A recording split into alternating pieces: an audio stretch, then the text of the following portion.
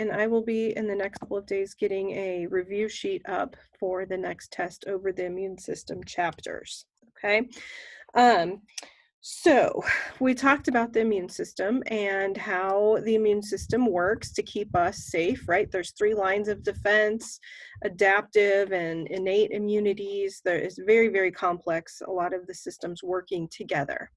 Okay, chapter 13 talks about immune disorders. So what happens when the immune system is not properly functioning? Okay, so we can kind of go in 2, maybe 3 different ways. One, where the immune system's not working properly, or number 2, the immune system is too sensitive.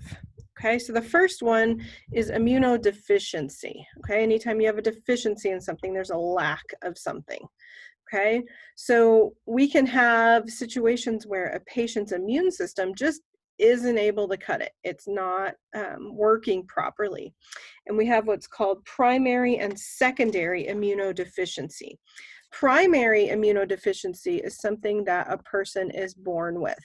Okay, it is a mutation or some sort of problem with the development of the immune system. Okay, the T cells may not have developed correctly, the B cells and antibodies may not be working properly. These are pretty rare. Okay, some are manageable through treatments or changes in lifestyle, and you can survive them. Others, like SCID, that I'll mention here in just a second, it is something that people only live a few years with. Their life expectancy really drops off, okay? And patients with primary immunodeficiencies tend to have a lot of infections that recur, some that persist for long periods of time, and a lot of times these are opportunistic pathogens that most people would be able to handle and be able to withstand. Now, SCID, S-C-I-D, stands for severe, oh my gosh, severe combined immunodeficiency, and that's where a person is born with an immunodeficiency, a particular one, and the immune system is basically lacking, and any sort of small invader, any opportunistic infection, anything like that can cause problems with those people. But there's about 150 different types of disorders that are involved with primary immunodeficiencies. Secondary immunodeficiencies are more common, and these are acquired. So they come on later in life. Okay, they're not something that you're going to be born with. You may have some genetic traits that predispose you to get these or be more susceptible, but they don't come on right early in life. They come on later on. They're more common, and again, like I mentioned, the person starts out with a normal immune system and it declines over time. Okay, so there can be some different causes since you're not born with an acquired immunodeficiency or secondary immunodeficiency. The first one is age. Okay, for those that are in A&P or have taken A&P, we spent the last part of every chapter talking about how body systems decline as you get older. Well, so does the immune system, okay? Infectious agents, different types of viruses and bacteria can lead to secondary immunodeficiencies like HIV. Medical interventions like chemotherapy can really take a toll on the immune system. And then other disorders, diabetes, alcoholism, hepatitis, those things can really affect the immune system.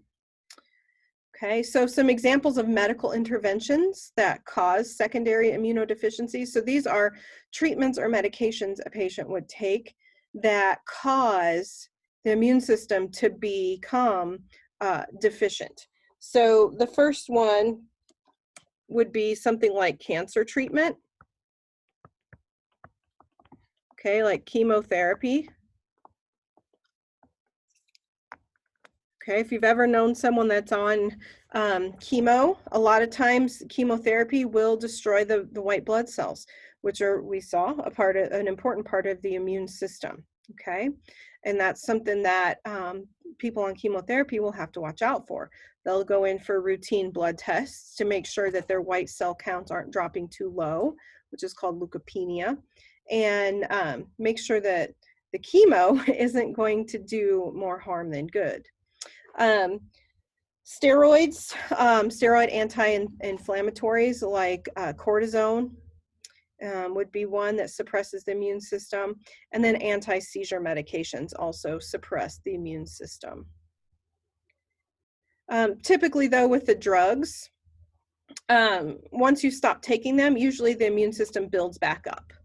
Okay, it's not a permanent damage.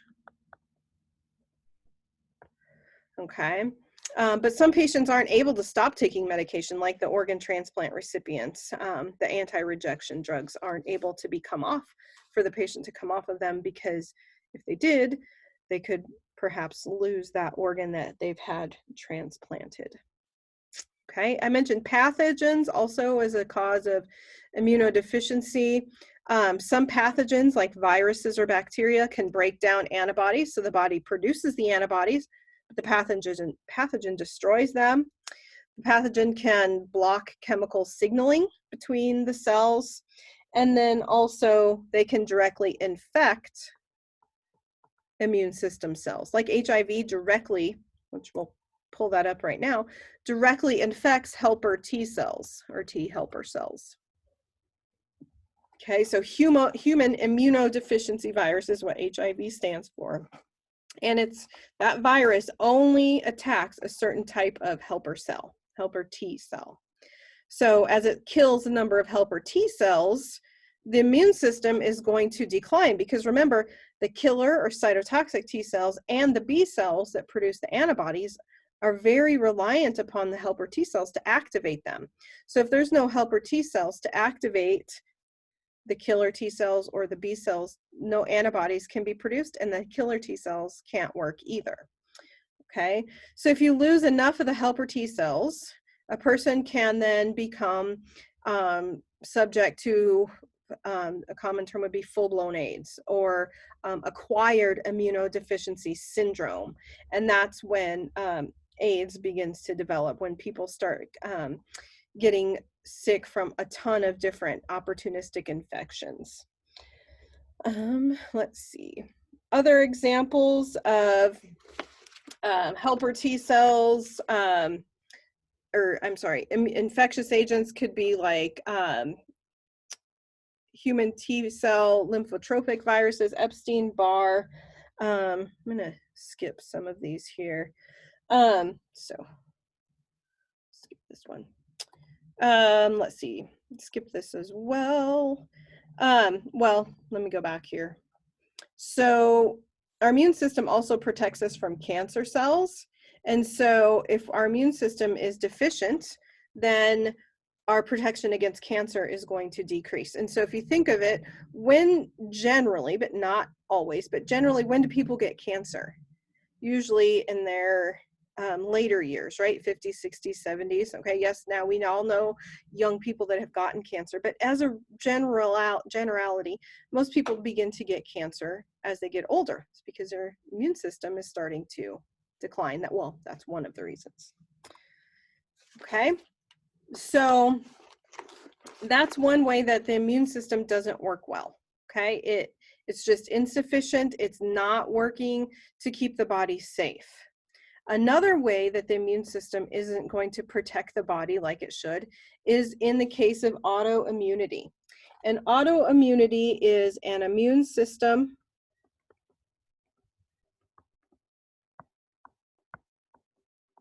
Can you guys hear my chicken? Sounds crazy. An immune system attack against, if I could spell,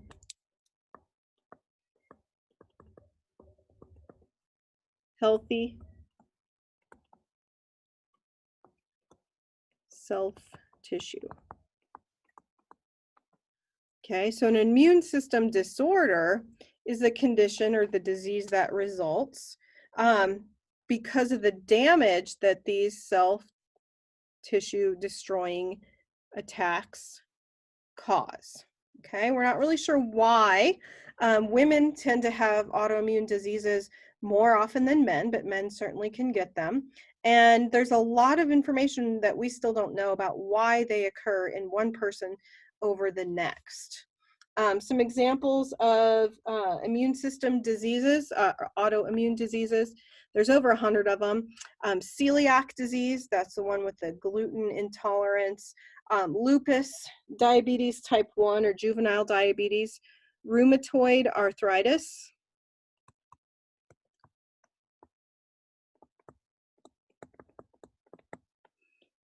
multiple sclerosis,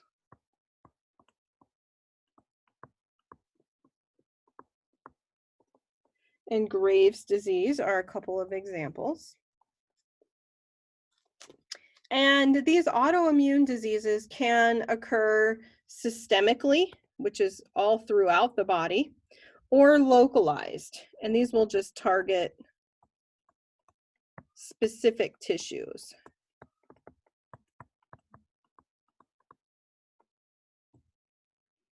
Okay, so here's a couple of examples. These are mostly just FYI. I'm not going to make you remember the infectious agents because these are agents that are bacteria, viruses that have shown links to causing these diseases, but they're not definitive. You know, there's other causes as well, so you don't need to know those. But just know that these are examples, MS, type 1 diabetes, and so forth. Okay, some general signs and symptoms of autoimmune disorders. One is going to be joint and muscle pain. Okay, things like lupus, rheumatoid arthritis, multiple sclerosis. Those will cause some pain, fatigue, a rash, fever. And again, it will just kind of depend on what tissues are affected by which particular disease the patient has, but those are some generalized signs and symptoms. Diagnosing these diseases is a lot of times difficult. Sometimes it's not very definitive in what is actually going on, and you have to undergo probably a lot of different types of testing to determine what is actually going on. But one of the things that they'll do is they'll take tests and look for autoantibodies. Okay, so if there is a chance that the patient has multiple sclerosis, one of the things they'll do is they'll do a blood test and look for antibodies that they know are associated with attacking the body's self, the autoantibodies that multiple sclerosis patients generally have. So they'll start looking for that. They'll also look at inflammation and metabolic factors in the blood. Usually they'll take a whole bunch of information from several different tests and put it all together, and hopefully it will point in the correct direction for the correct diagnosis. Managing autoimmune diseases involves suppressing the immune response. You know, sometimes people with rheumatoid arthritis or MS or some of these other diseases will undergo chemotherapy to purposely suppress the immune system so it's not constantly attacking the body. So there's that. There's reducing inflammation. Okay, remember we said acute inflammation is helpful and it's good for healing and trapping pathogens and so forth, but chronic inflammation over weeks and months and years is not good. It damages tissues. Okay, and a lot of times treating autoimmunity can lead to a secondary immunodeficiency, right? If you're giving the patients chemo to prevent them from attacking their antibodies and so forth, from attacking themselves, then they're going to be more susceptible to other types of infections as well. So it's not a real good situation to necessarily be in, but it's what we have because we don't have a treatment, or well, I shouldn't say that. So we don't have a cure or a vaccine or any way to prevent these disorders from occurring. Okay, so immunodeficiency, autoimmunity, and then we get into hypersensitivity. Okay, maybe you know a friend that's hypersensitive, right? Hyper means too much, okay, too sensitive. Sometimes our immune system can become too sensitive.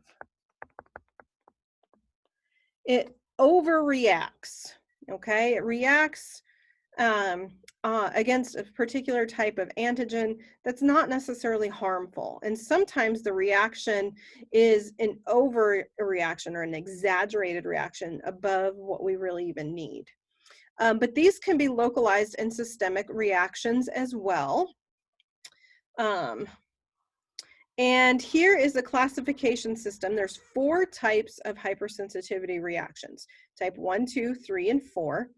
And I really like how the author on this book, our old book didn't have this. It has a mnemonic, and I like those because it helps you guys remember. My hair's crazy. Oops, crazy. Helps you guys remember how to classify these. And this mnemonic is acid. So there's 1, 2, 3, 4 types of hypersensitivities. And the first one, the ACID, acid, is allergies. Then C is for cytotoxic, immune complex, and then delayed hypersensitivity. So I'm going to ask you on the test which type of hypersensitivity a particular scenario falls into. Okay, so you'll need to know the 4 different types and some examples with those, and we'll go through them. And this chart on table 13.3 will kind of help you with that. So let's kind of jump into those. That chart will summarize that for you, and you can come back and review it as you're studying. But an allergen, okay, hypersensitivities that are type 1 is that A, right? Allergen, or allergy is what A stands for. Okay, so if you have allergies, you know all about allergens, right? Allergens are any antigens that triggers IgE production. Do you remember what IgE is?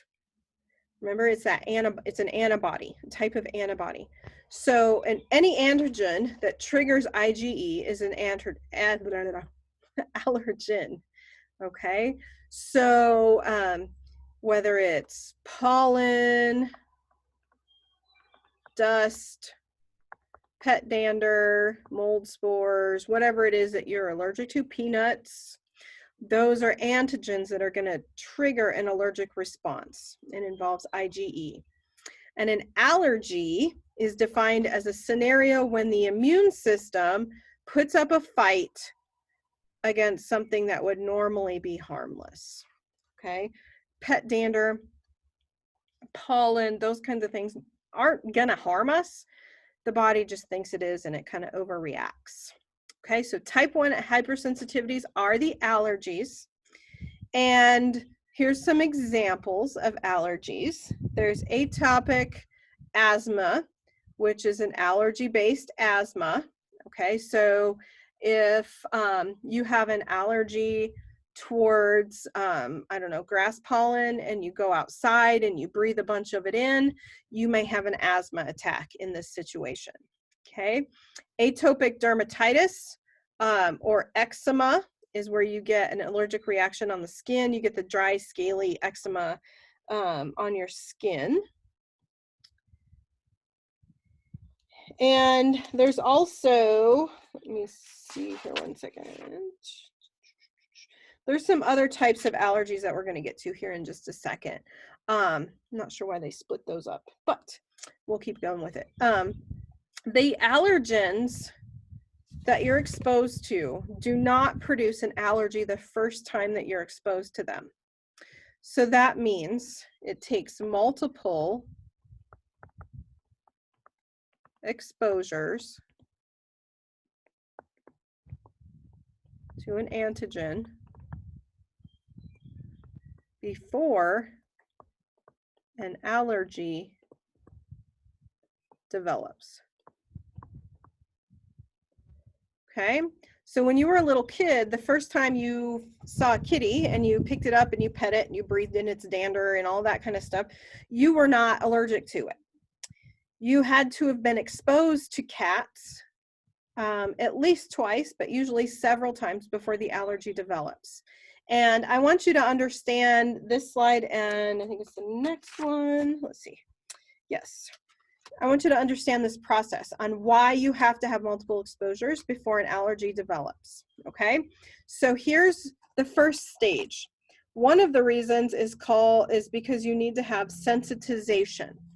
Sensitization is a process where here's the allergen, the blue circles there. The allergens bind to or activate a B cell through humoral mediated immunity and the adaptive immunity, the third line of defense. And these cells produce IgE. Basically, the antibodies for this allergen are produced. Now, some of the antibodies are going to come and bind to the allergen itself, but many are going to then instead bind with a mast cell, which is a type of white blood cell.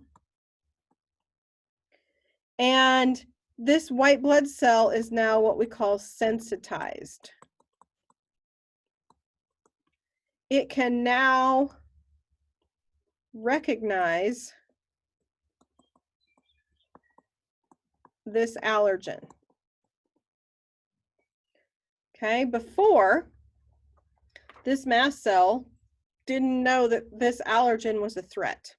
But IgE came in, the antibody came in and became associated with this mast cell, and now it can recognize it.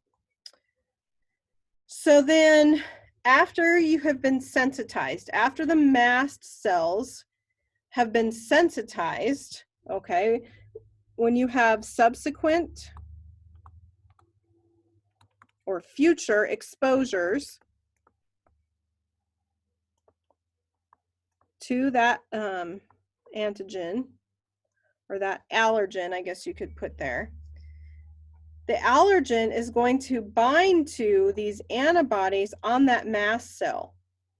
And when that does that, it induces a process or starts a process called degranulation.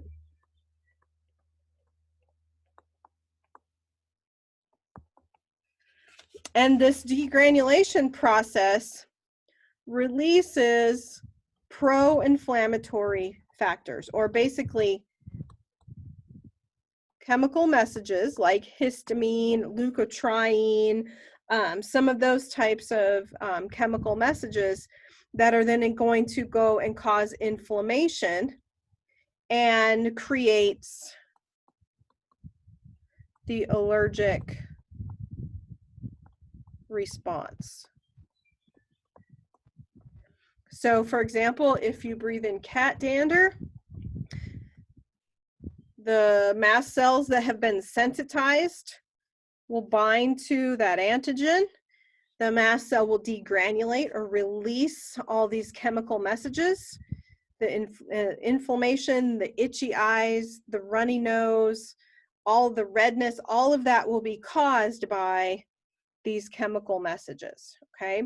So if the mast cells have not been sensitized, they don't know then to release those chemical mediators or those chemical messages, okay? So you have to have sensitization first, degranulation comes later. So then anytime after this that you're exposed to cats, then you will have this degranulation that occurs.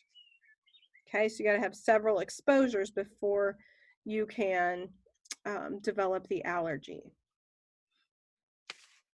So how you're exposed to the allergen is going to determine how your symptoms develop. So if you breathe in something like pollen, for example, or cat dander, okay, that's going to cause some problems in the upper respiratory system. Hopefully not in the lower, but it could. You'll have the coughing, the running nose, the swollen airways if it gets down in the lungs, and so forth. The excuse me, ingested allergens like peanuts, for example, can cause digestive system problems, maybe vomiting or diarrhea, skin problems, or even respiratory problems. The level of IgE antibody produced is going to affect the severity of the reaction. So if you get a lot of IgE produced, you'll have a more severe reaction than if you had less produced. Okay, so here's some of those other examples. We talked about asthma and eczema, food and drug allergies, and then seasonal allergies as well. And those are some of the signs and symptoms, and I'll let you guys read through some of those. Okay. You know, in the last several years, there have been a lot more allergies, type 1, or hypersensitivities that have increased. There may be some genetic components to that. And it says here between 1997 and 2011, there had been an increase in food allergies by 50%. You know, it's not uncommon now, like at my kids' school. Let's see, two out of my 3 kids, they have pretty small classes, but 2 out of my 3 kids' classes have a child in there with peanut allergies. Back when I was in school, which was a long time ago, I didn't know anyone that had peanut allergies, or even really seasonal allergies that bad. So there's some different reasons that this could occur. We'll talk about that in a second, but before we do, there's only about 8 foods that account for most of the people with food allergies: trees, nuts, milk, peanuts, eggs, shellfish, soy, and wheat. And in your case study today, you'll learn about bananas and kiwi and so forth that can also cause foods, but those 8 here are the largest ones that the most people have allergies to. And then up to 30% of people in developed countries have allergic rhinitis or seasonal allergies, the runny nose and watery eyes and that type of thing. And so we've seen this increase in developed countries, not necessarily developing countries. And okay, it could be tying into with that hygiene hypothesis, meaning that we're too clean, our immune system hasn't been well trained, and maybe our immune systems are just bored because they don't have internal parasites to worry about and other types of bacteria that people in less hygienic areas of the world are exposed to on a daily basis. Those are some of the thoughts there.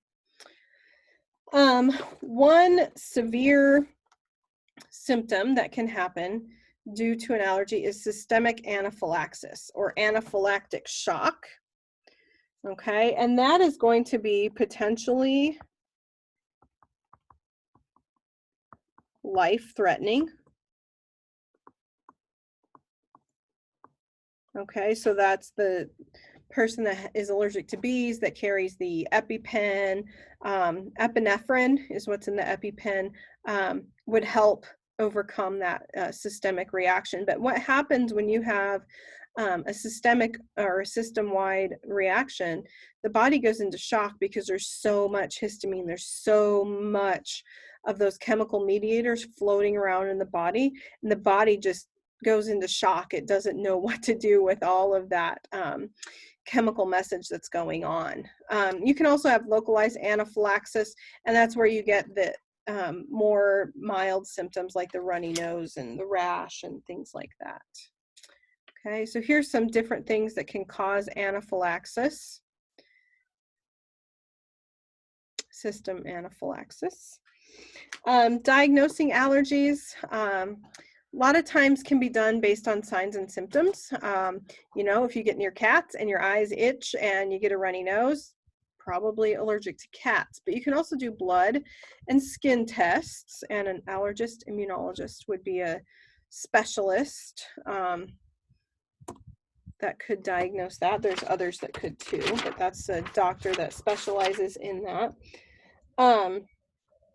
Sometimes just staying away from cats, or if you're allergic to peanuts, staying away from peanuts might do the trick. Although, you know, with peanut allergy sufferers, you know, you see signs all the time. Well, this was made in a plant processed with peanuts, you know, and some people's allergies are so severe that even if peanuts are not in that particular food, just the smallest chance of the dust being in their food can cause a severe reaction.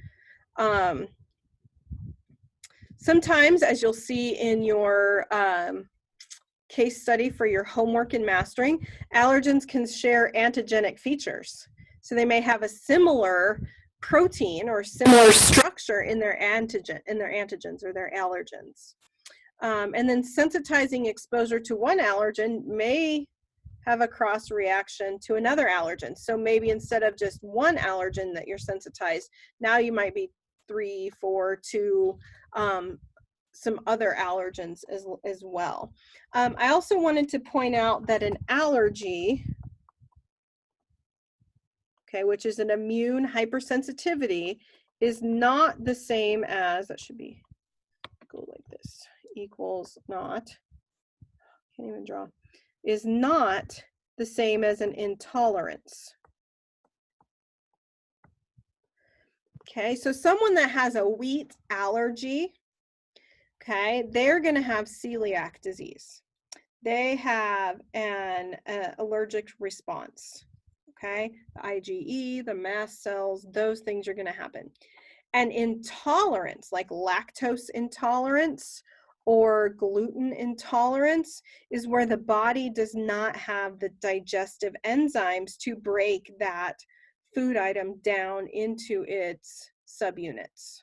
Okay, so an allergy is an immune response, and intolerance is the body's inability to digest that product fully.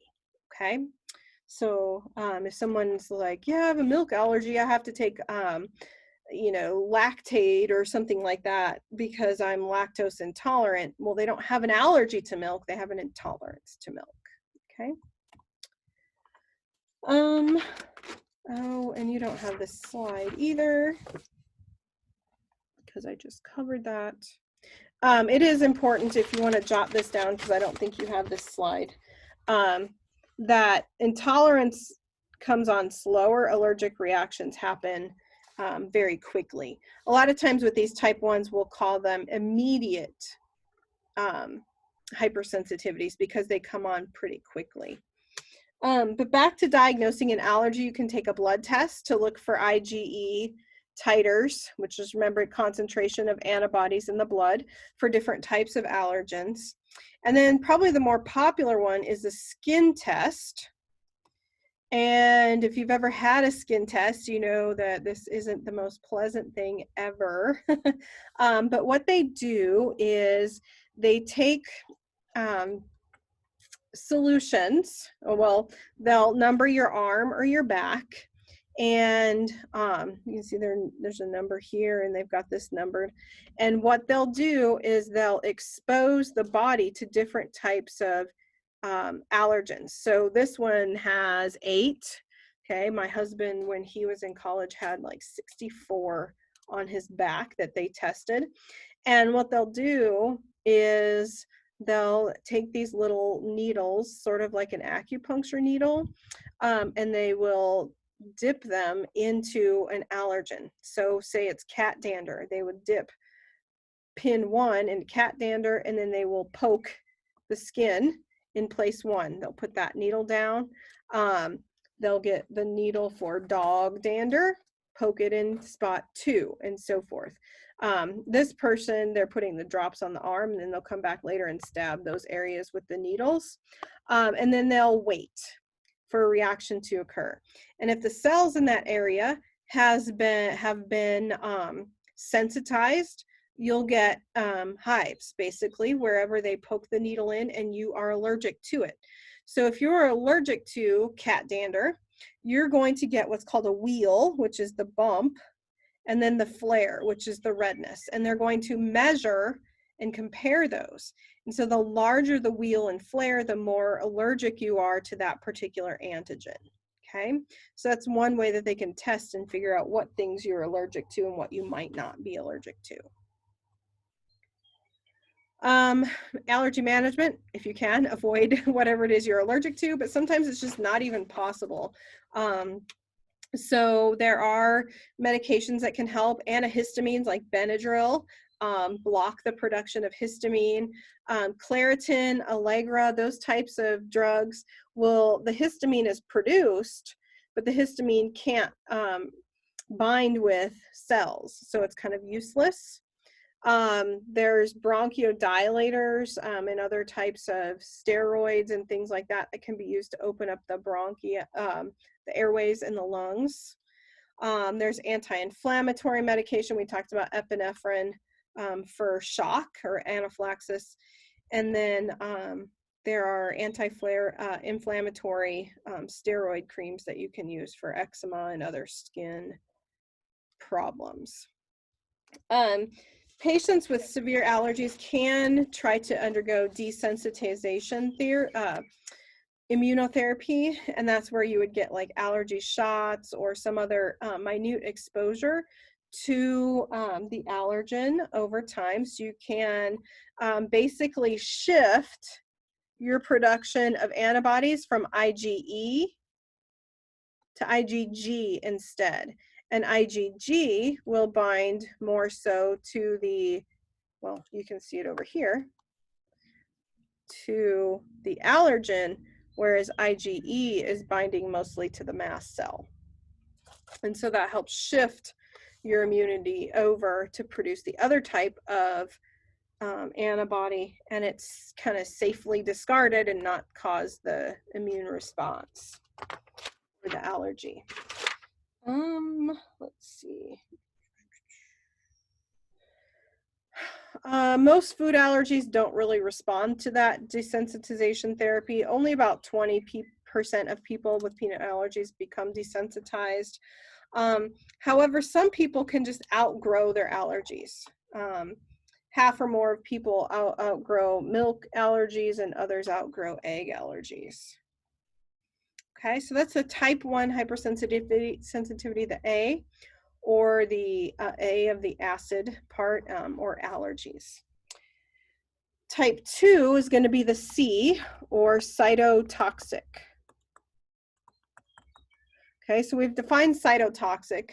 Cyto means cell, and toxic means to destroy or cause harm to.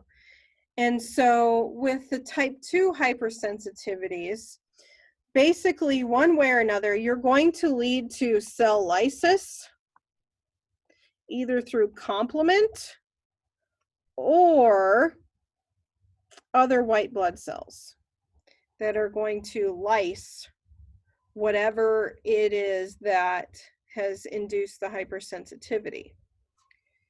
Okay, one of the major examples of this is blood type reactions.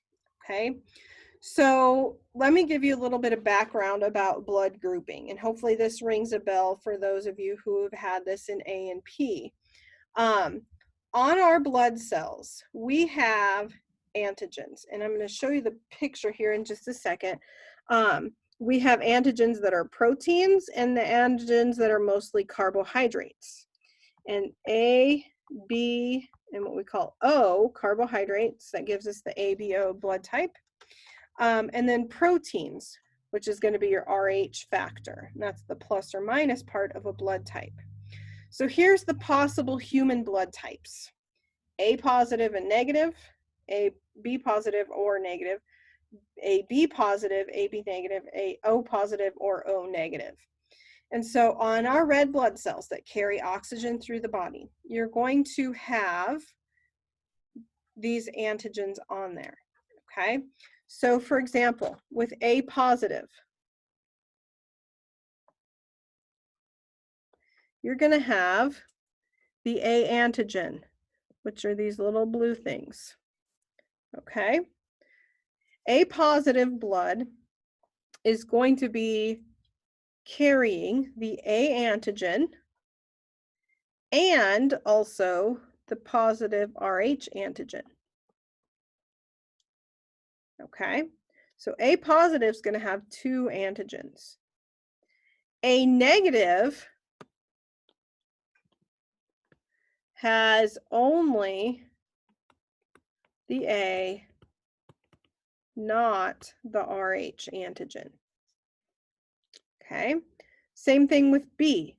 B positive will have these positive antigens and the purple B antigens. B negative will only have the B antigens, not the Rh factor.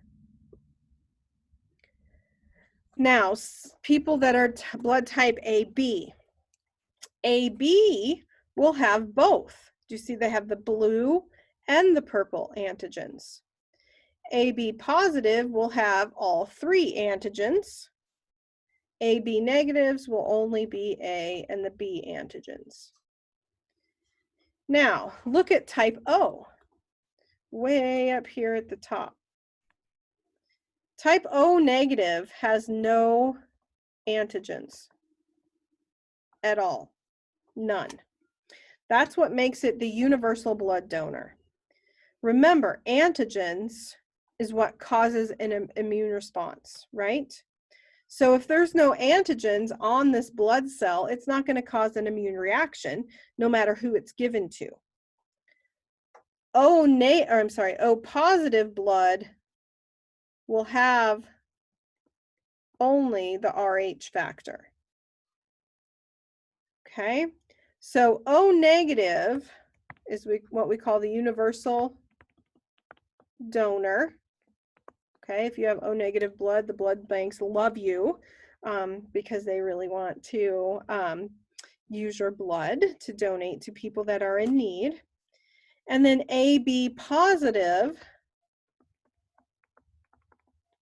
is the universal recipient. Okay, so pause the video here, and I want you to think through these different blood types. Okay, if we were in class together, I'd have you run through some different scenarios. So maybe cover up this this side of your slide, stop the video, and try to draw the different red blood cells with their antigens. Okay. Also, I want you to think about why AB positive is the universal recipient, while O negative is the universal donor. Okay, so stop, and I want you to think through that yourself and think logically on how this is going, because I think blood typing is really important if you're going into healthcare, right? You need to know what type of blood your patients can get and so forth. And there's a lot of safeguards that are set up to make sure that there aren't blood transfusion errors that occur, because those can be life-threatening. So stop, take 5 minutes or however long it takes to think through, to draw the cells with the antigens on them, or perhaps there is one that doesn't have an antigen, and just think through it and make it make sense in your mind. Okay, then pick the video back up and we'll continue.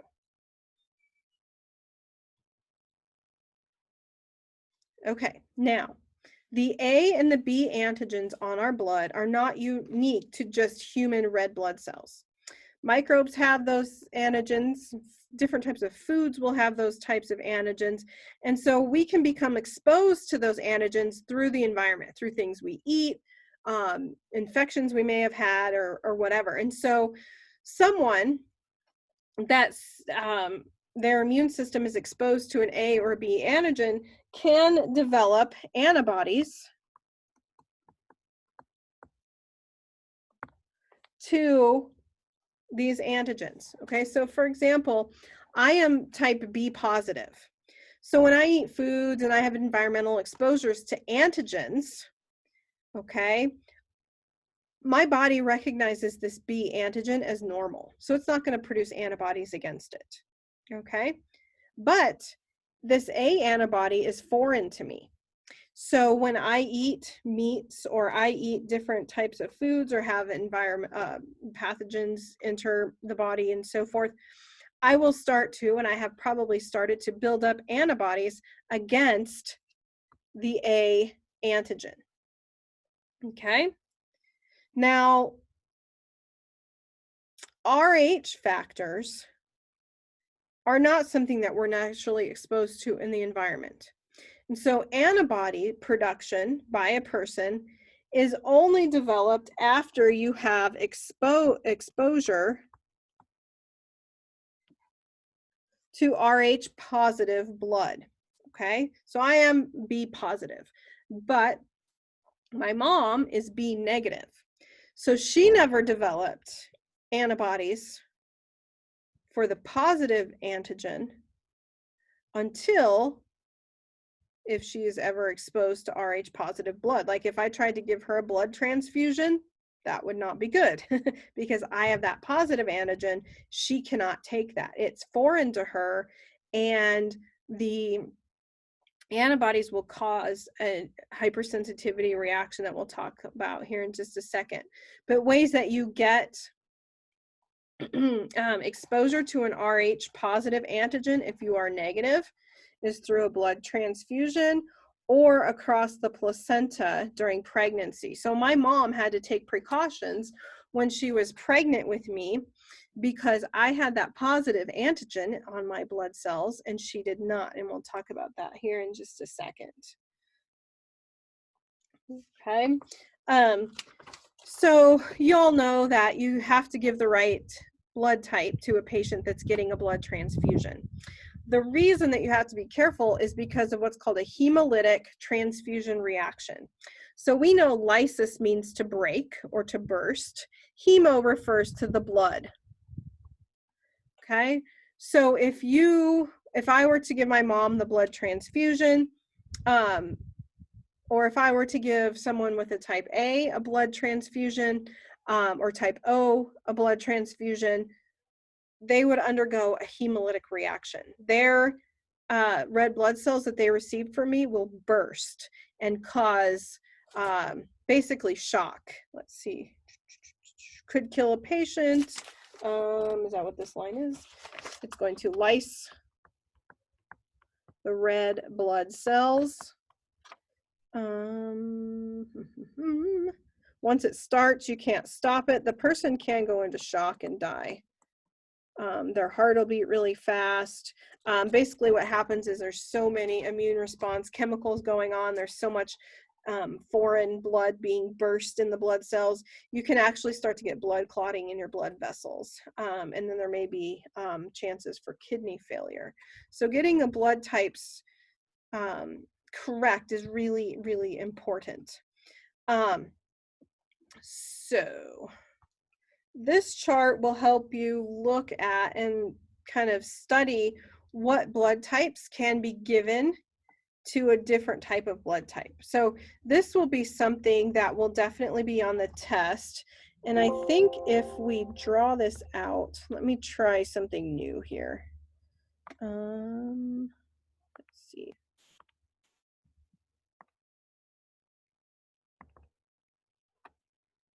Oh, let me try this. Haven't ever done this, so we'll see. So say this person is type A. Okay, they've got the A antigen. Let's call them A negative. Person with A positive is going to have the A antigen and the positive antigen. Person with B positive is going to have the B antigen and the positive. B negative is going to have the B antigen and nothing else. AB positive, how many antigens is it going to have? You guys remember? The A, the B, sorry, this looks terrible, and the positive. AB negative is only going to have A and B. Oops, I made that a triangle. And then O negative isn't going to have any antigens. Oops.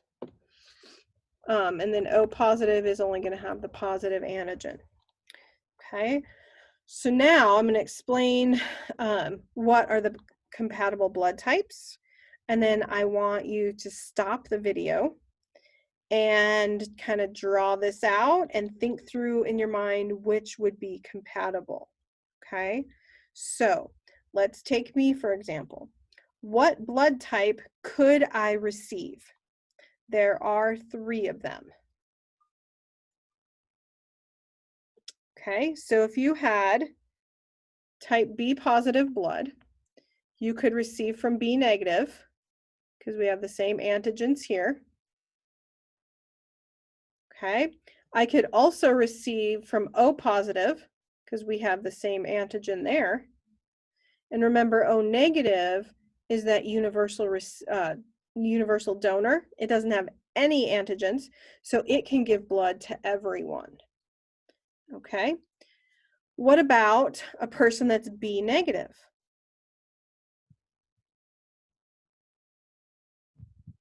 Okay, B negative can receive from B negative, obviously, but it can only receive, besides that, from O negative, because B positive and O positive have that positive antigen.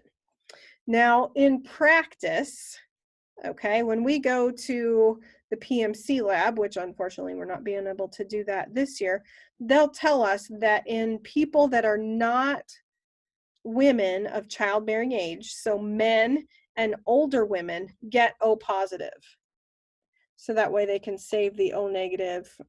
But anyway, if you guys do clinical rotations with the lab techs, I'll let them explain the efficiencies and why they do that. But B negative can only accept from B negative or O negative. Same thing with A negative. A negative can only receive from A negative or O negative.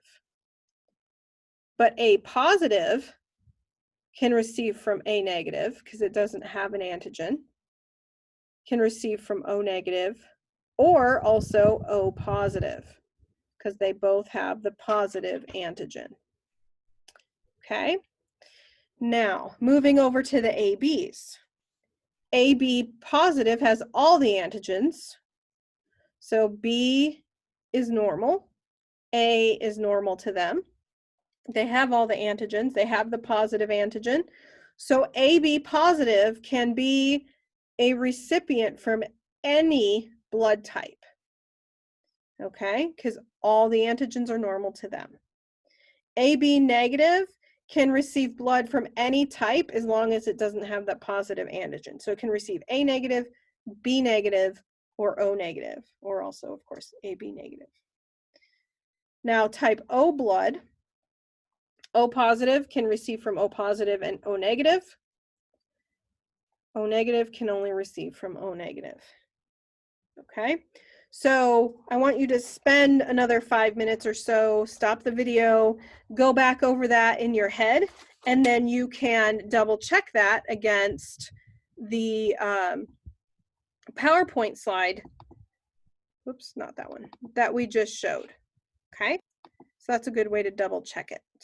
So there's 2 ways that you can memorize which blood types are compatible and which are not. You can memorize this chart, or if you can think through logically why they're compatible or why they're not, that makes it a lot easier, right? If it has that antigen, they can take it. If they don't have the antigen, probably can't take it. Okay? So that's the that's the transfusion reaction. Again, we're still in the type 2 hypersensitivity. Okay, these are cytolytic or cytotoxic reactions where the cells are going to be destroyed.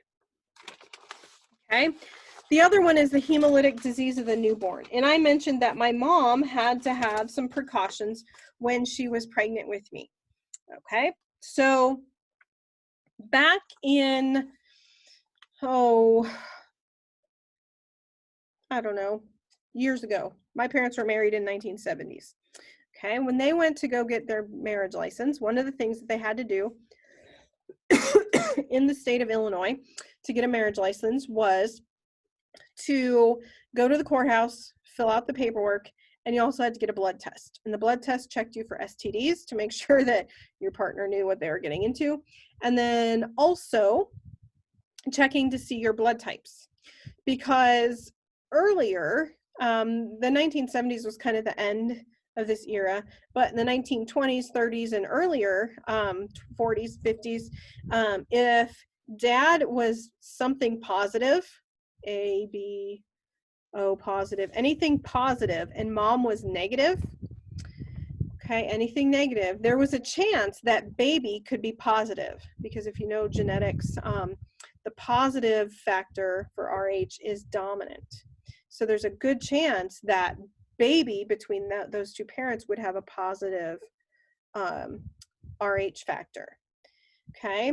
And so back before treatments were discovered, parents that had dad was positive, mom was negative, they would have their firstborn child might be okay. But if their firstborn child was a positive blood type, and then the next child was a positive blood type, or a child in the future was a positive blood type, mom's antibodies would attack across the placenta, would attack baby's antibodies and could cause basically a stillbirth. And so when people would go and get a marriage license, at least in the state of Illinois, they would give you a blood test and tell you, okay, well, if dad's positive and mom's negative, there's a chance you might not be able to have healthy children, that your children may become stillborn. And so then they could decide before they got married if they wanted to marry this person, or if they wanted to, if having children was so much more important, they had that choice. Also, I got married in Illinois, and also I learned, this is kind of a weird fact, that in the state of Illinois, you can actually marry your first cousin if you have documentation from a medical practitioner that you're both sterilized and that you cannot have children. I did not marry my cousin. Thought that was really weird, but I guess it's legal in some places. So, hemolytic disease of the newborn. Okay, this is when mom's IgG antibodies, remember IgG can cross the placenta, the others do not. Mom's going to be Rh negative. She develops antibodies probably from a prior pregnancy. When there's childbirth, there is chances of tearing and things like that where you can get mother and fetal blood mixing. So if the first baby's positive, it's probably going to be okay, but not 100% guarantee. And then during childbirth, you know, whether it's a cesarean or natural, you can get mixing of maternal and fetal blood. And so after mom has become sensitized to the Rh factor, she'll produce antibodies, and that IgG antibody can cross the blood and start to lyse baby's Rh positive blood cells. And that can cause severe and fatal anemia in the baby, which is basically a lack of red blood cells. And also, maybe you've heard the term bilirubin before, which is the pigment in the body that causes jaundice. A lot of times babies can be born with high levels of bilirubin. They appear yellow. Their skin and eyes and so forth are yellow, and they'll put them under a light to get those levels down. Bilirubin is produced from the destruction of red blood cells. The liver, as red blood cells are broken down, the liver basically transforms the broken down red blood cells into chemicals, and one of them is bilirubin. And if you get high enough levels in the brain, bilirubin will cause brain damage as well to the baby, which is also can be fatal or cause birth defects. Okay, so here's baby, has those Rh antigens on the red blood cell. Sometime during pregnancy, those antigens make it into mom, okay, through tears or whatever. Mom makes antibodies. She gets pregnant again with the Rh positive baby, and those antibodies cross the placenta and start to destroy baby's red blood cells. Okay, so preventing hemolytic disease of the newborn, they have an injection called Rogam. So my mom, when she was pregnant with myself and my brother, she would get an injection around 28 weeks of gestation of Rogam, and then about 72 hours after birth.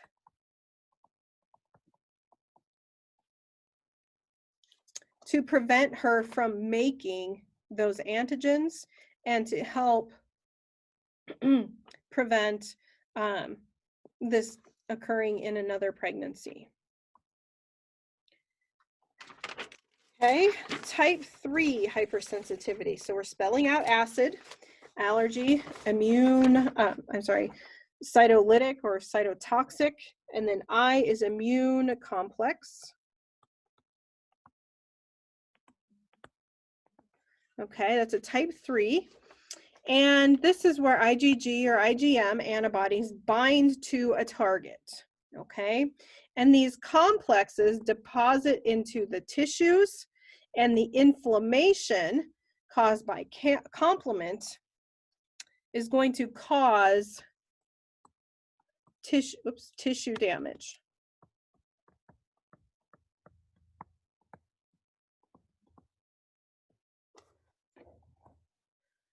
So here is an example here. Rheumatoid arthritis is an example, lupus, glomerulonephritis. These are some examples of type 3 hypersensitivities. And here we have IgG, or the antibodies, and here's an antigen. Okay, and we don't always know what that antigen is in these diseases, but the antibodies form a clump here with, remember agglutination, that's the clumping term, the technical term. Okay, these were soluble, meaning they're kind of dissolved in the plasma or dissolved in the fluid of the tissue. And then once they clump, they become insoluble and they settle down, and these antibodies attach into the tissue. Then complement comes by, remember that's second line of defense, innate immune system. And complement, once it's activated, it's going to cause a series of reactions to begin. It's going to bring over some other white blood cells, and basically it's going to trigger chronic inflammation. And that inflammation, remember, chronic inflammation is bad, and it's going to start to damage those tissues. So in rheumatoid arthritis, that constant inflammation wears away at the joints. I have a really good friend. I love her. She is a great, great person. But she developed rheumatoid arthritis in her 30s, and now she's in her early 50s. And her hands are so disfigured because of her RA. And it's because of that constant inflammation. It damages the joints and causes them to not function properly, become structurally changed, and all kinds of different problems. Things with lupus as well causes problems in joints and the kidneys and other places. RA, and then I mentioned glomerulonephritis are some other examples there. Another hypersensitivity that we can see is what we call serum sickness. And serum sickness occurs in patients that receive an antivenom or an antitoxin. So an antivenom is if you were to be stung, bitten by like a poisonous snake, like a rattlesnake or a copperhead, or there are some scorpions that are poisonous, not in Southeast Colorado, although we do have little bitty scorpions. This would be an antivenom. Okay, it's an antibody that neutralizes, remember neutralizing antibodies cover, okay, they would cover the venom from a bite or a sting, and basically cover it so it can't attach to your cells and cause the damage. An antitoxin, okay, it's like if you step on the rusty nail and you think you're going to get tetanus maybe, The antitoxin would be an antibody that binds to that toxin and neutralizes or destroys that toxin. Okay, so antivenom, antitoxins are good, but they can cause serum sickness. And that's when the body recognizes the serum that you're given as basically a foreign substance and can cause problems. So remember, the antitoxin, the anti-serum, anti-venom, those are probably produced by a horse or another living organism. Okay, so remember, it's passive immunity because it's a person is not developing the immune response themselves, right? Their antibodies are not being produced. They're using antibodies from another organism. So this would also be artificially acquired passive immunity. So when the person receives that serum, their body might recognize different antigens, different proteins within that serum as foreign.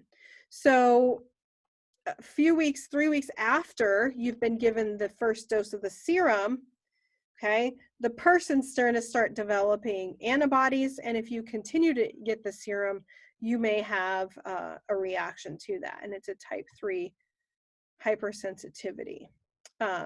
Some of the signs and symptoms: rash, fever, achiness, those kinds of things. You'd take anti-inflammatory drugs or antihistamines, and usually you recover. You just might be sick for a while. Okay, type 4 hypersensitivity is the last hypersensitivity type, and that's the D in the acid, or delayed. Okay, so allergies are immediate. Type 4 are delayed. They're usually 12 to 72 hours later. And these are not mediated or caused by antibodies like type 3. They're caused by T cells. And so it takes several hours to get the T cells activated and attacking. So that's what's going to cause the delayed reaction, is the activating of those T cells. Okay, so here's an example with MS, which is also an example of a type 4 hypersensitivity, where the T cells have autoimmune responses to the self-antigens in the myelin sheath, which is a cover over the nerve cell. Okay, and so this T cell will break it down, and then that sheath starts to break down and cause a lot of the symptoms of the MS. Let's see, do you guys have Guillain-Barré? Yeah, we're going to skip that one. Sorry, you don't even have that slide. Hashimoto's disease is a type 4 hypersensitivity that results in an underactive thyroid or hypothyroidism. Type 1 diabetes is one of these as well, also an autoimmune disease. MS, celiac disease, where the T cells attack the small intestine when it's exposed to gluten, causes some issues there as well. So some of these categories kind of overlap, right? So we're looking at autoimmune diseases. Okay, they're autoimmune, but it's caused by a type 4 hypersensitivity. Okay, so it is attacking self in this process with the T cells. Oops. Therapies, again, anti-inflammatories, steroid injections, things like that. Looking at waving off the T cells, and then blocking inflammatory messages, cytokines. The non-autoimmune hypersensitivities, so things that are not the body attacking itself, are triggered by what are called haptens. And haptens are proteins found on an epitope. And remember, an epitope is the region on an antigen that the immune system recognizes. Okay, so this is even a more minute piece of the antigen, and it's a specific type of protein. So types of type 4 non-autoimmune reactions would be the TB skin test or the tuberculin.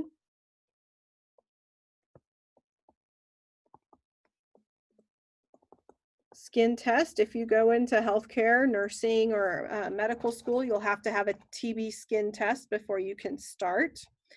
There's contact dermatitis. We'll talk about those. Rejection of transplanted organs, and then graft versus host disease. The TB skin test, just because you guys will probably be going through this if you haven't already, it's going to detect whether you've been exposed to M. tuberculosis. Maybe you've had a vaccine for it, maybe you've been exposed to the bacterium, maybe you've had tuberculosis. It's going to detect that, hopefully.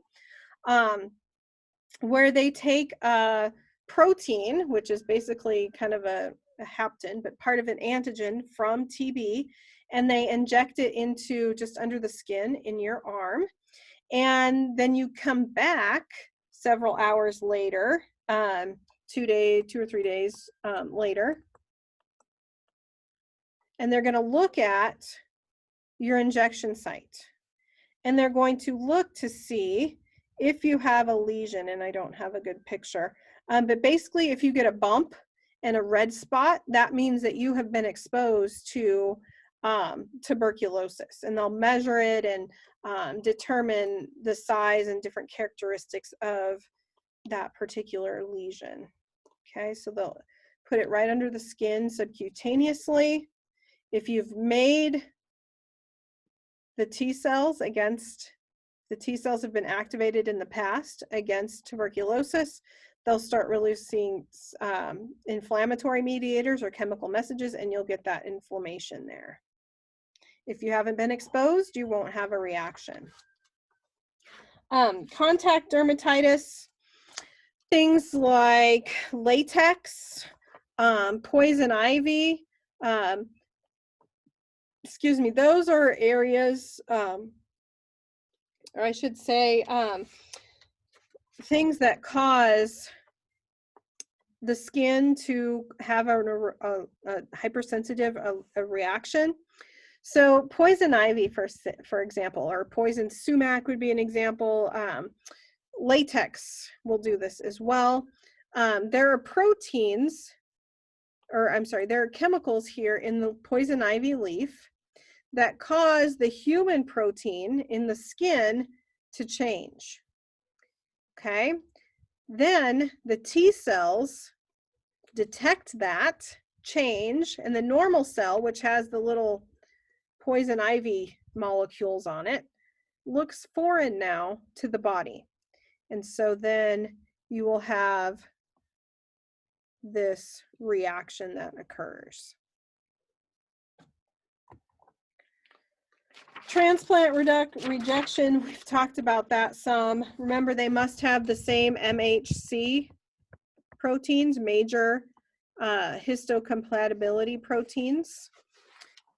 And we have to match those.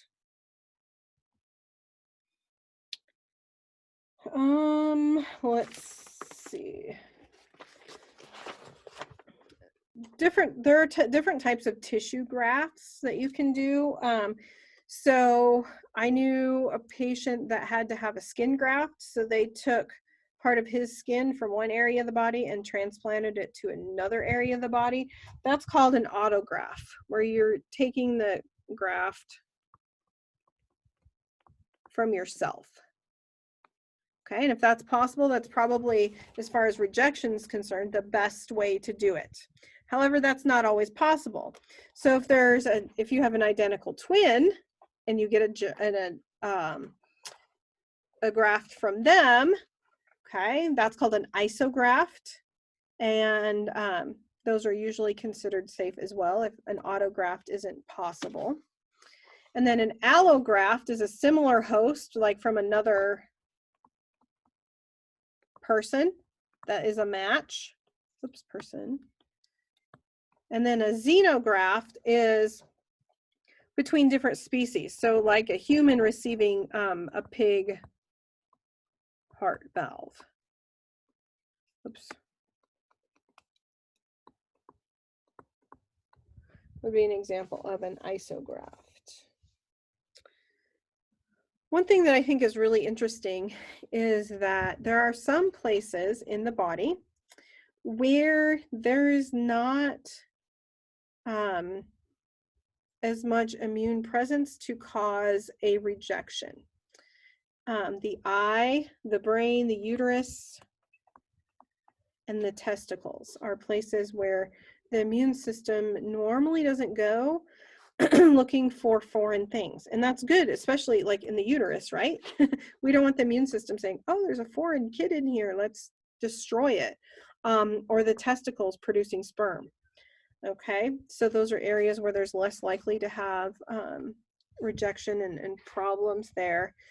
And then graft versus host disease could happen in bone marrow transplants. Again, we look for those good matches when we do those types of transplants.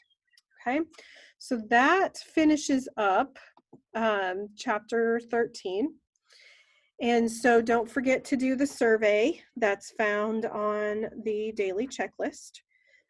Chapter 13 will also have some homework from it. And that should be about it for this week. Okay, be looking for the test review in the next few days for the net test coming up next week. All right, I think it's Wednesday next week or Monday the following week. I can't remember, you'll have to look. Okay, so have a great weekend and we will talk to you soon.